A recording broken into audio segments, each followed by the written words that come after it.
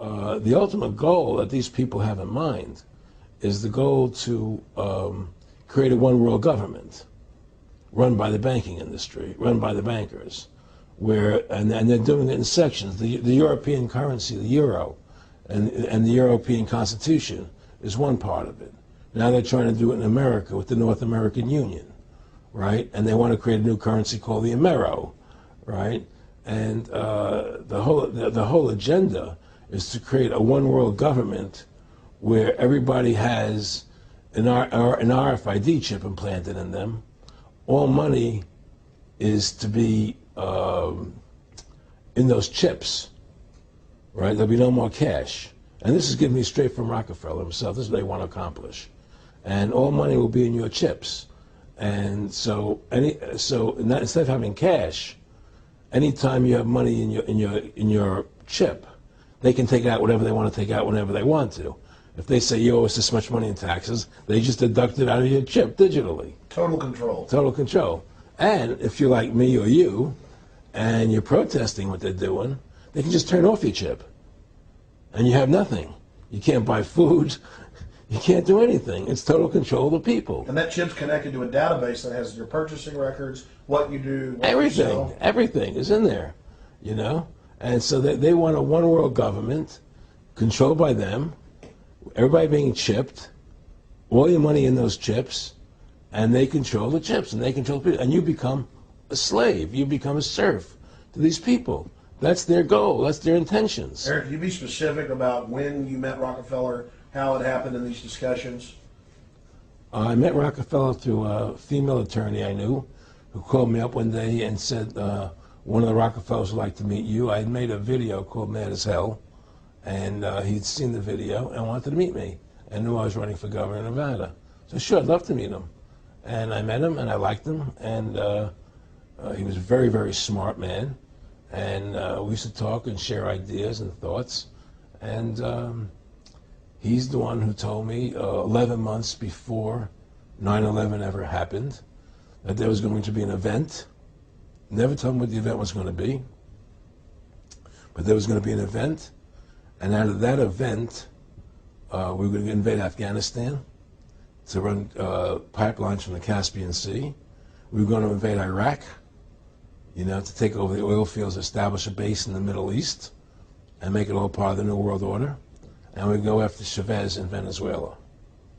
And sure enough, later 9/11 happened. And I remember he was telling me how how you're going to see soldiers looking in caves for people in Afghanistan and Pakistan and all these places.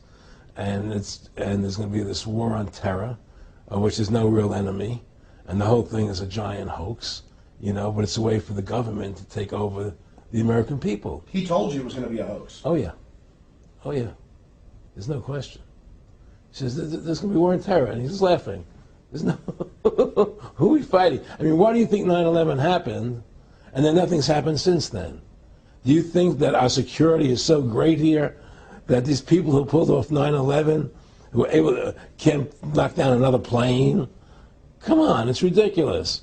9/11 was done by people in our own government and our own banking system to perpetuate the fear of the American people into subordinating themselves to anything the government wants them to do.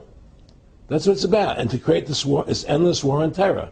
And that's why and that was the first lie. And the next lie was going into Iraq, you know, to get Saddam Hussein out with his weapons of mass destruction. That was the next lie. Now, specifically, this was a little over 6 years ago? This was... 11 months before 9/11. Yeah. And Nick Rockefeller, who's a lawyer, he's become your friend over the previous years, and he's saying to you that there's going to be this big event, and then out of that we're going to have a war on terror, and it's just going to go on and on. Right. An endless war on terror without any real enemy. That you can never, so you can never define a winner. And did he say that it's going to be perfect because you can't define an enemy, it just goes on and on? Yeah, because you can't define a winner. There's no one to beat, so it goes on and on forever. And they can do whatever they want. They scare the hell out of the American public. Look, this whole war on terror is a fraud. It's a farce. It's very difficult to say it out loud because people are intimidated against saying it. Because if you say it, they want to make you into a nutcase. Let's But be the truth has to come out. That's why I'm doing this interview. The fact of the matter happens to be that the whole war on terror is a fraud. It's a farce. Yeah, there's a war going on in Iraq because we invaded Iraq. And people over there fighting, you know. But the war on terror, it's a joke, you know. And until we discover what really happened on 9/11 and who was responsible for 9/11, because that's where the war on terror emanates from. That's where it comes from. It was 9/11 that allowed this war on terror to begin. And until we get to the bottom root of 9/11, the truth of 9/11, we'll never know about the war on terror. Aaron, you said that he was, and I think it's important, and I know this about the Rockefellers from Dr. Dennis Cuddy and many others who literally, you'll be 20 years old in a lunch line at college, and no, it's David Rockefeller. And they're experts at recruiting and getting what they call players, and that clearly he was, I want to make it specific and just get you to reiterate what you said last night about you got 30% of the vote, you were having an effect, you made mad as hell, they knew that you'd started the Constitution Party, they knew that you were somebody who was taking action and getting things done, you'd already made some big films, had a lot of other successes, right. So they were trying to recruit you, and didn't it come down to the point of, hey, we are here to recruit you, and don't worry, your chip's going to say, don't mess with us, you know, this guy's don't touch. Yeah, yes, that did happen. I was definitely being recruited, but it's more subtle than that. Well, in your words, just go through the process, and then what he said. Well, what it is remember we were friends, and we used to go to my house a lot. We'd have dinner, we'd talk, and he'd tell me about business investments, how you get involved in, you know, or they would help me with this business investment or that business investment. And was I interested in joining the Council on Foreign Relations? You know, I would have to get a letter to join them, but was I interested in that? And, you know, just stuff, you know, leading you on. And I used to say to him that I never really did that because that wasn't where I was coming from. You know, as much as I like you, Nick, you know, your ways and my ways we're on the opposite side of the fence. You know, I don't believe in enslaving people, you know, and he would come back with, oh, I do? Or? Well, it would be more like, you know... It's better for them. Well, it's more like, you know, how do I put it? It was like, what do you care about them? What do you care about those people? What difference does it make to you? Take care of your own life. Do the best you can for you and your family. What do the rest of the people mean to you? They don't mean anything to you. They're just serfs. They're just people. You know, it was just a lack of caring, you know, and that's just not who I was. It was just sort of like cold, you know. It was just like cold, you know. And I used to say to him, what's the point of all this? You have all the money in the world you need. You have all the power you need. What's the point? You know, what's the end goal? And he said the end goal is to get everybody chipped, to control the whole society. To have the bankers, the elite people, you know, the bankers and some governor controlling the world. And I said, all the people in the Council on Foreign Relations believe this way you do? He said, no. You know, most of them believe they're doing the right thing. A lot of them believe it's better off being socialistic. You know, we have to convince people that socialism is really capitalism. Because America's becoming a socialist country. It's a communist country today.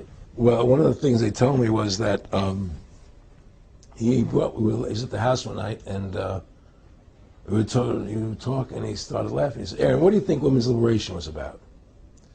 And I said, I had pretty conventional thinking about it at that point. I said, I think it's about women having the right to work, getting equal pay with men, just like they won the right to vote, you know? And he started to laugh. He said, you're an idiot. And I said, why am I an idiot? He said, let me tell you what that was about. We, the Rockefellers, funded that. We funded women's lib, you know? And we're the ones who got all over the newspapers and television, the Rockefeller Foundation. He says, and you want to know why? He said, there were two primary reasons. And one reason was we couldn't tax half the population before women's lib. And the second reason was, now we get the kids in school at an early age. We can indoctrinate the kids how to think. It breaks up the family. The kids start looking at the state as the family, as the school, as the officials, as their family, not as the parents teaching them. And so those are the two primary reasons for women's lib, which I thought up to that point was a noble thing. You know, when I saw their intentions behind it, where they were coming from when they created it, the thought of it, I saw the evil behind what I thought was a noble adventure.